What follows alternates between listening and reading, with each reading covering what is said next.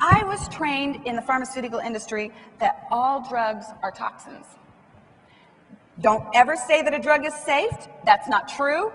And any drug at any time, no matter how innocuous you may consider it to be, could kill anyone depending on their individual biochemical makeup. They could have an adverse reaction, they could have an anaphylactic reaction, which means that the body actually has an allergy to the drug, and they can die.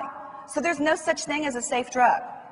Well, I wish that I had $1 for every time that the industry had told me I had to say that the last 10 years that I was a rep.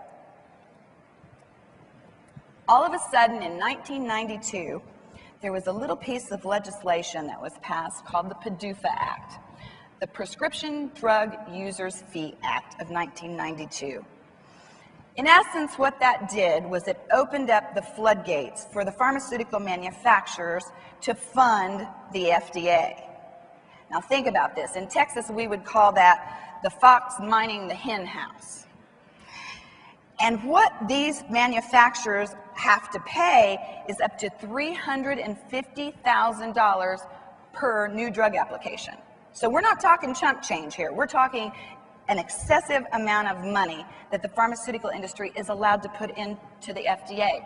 And what that does is it allows the FDA to fast track the pharmaceutical industry's products through the pipeline, through the approval process. So you would think that the FDA would be the entity that would be performing the clinical tests on these drugs, right? But that's not the case. The FDA doesn't perform clinical studies. What the FDA does is they review the manufacturer's clinical studies that they've submitted. The pharmaceutical industry is in the business of disease management and symptoms maintenance. That's what they do, and that's what doctors are trained to do.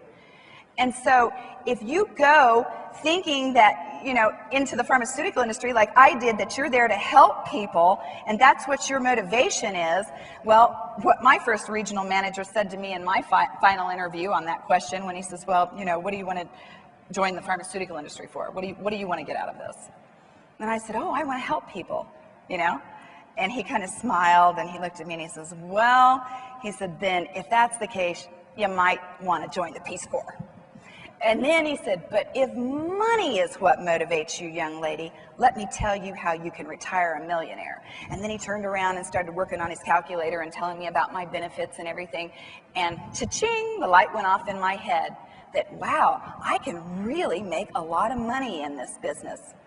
So I went out there and I was a very good pharmaceutical sales rep. So I don't want anybody in here to think that, oh yeah, well, this girl, she couldn't cut it in the industry, and she's bad-mouthing the industry because she couldn't make it. I was the best of the best of the best of the best in that industry. And that's my ego speaking, because that's what the pharmaceutical industry is all about. It's about ego, it's about power, it's about materialism, and it's about making people money. And you are the pawns in that game.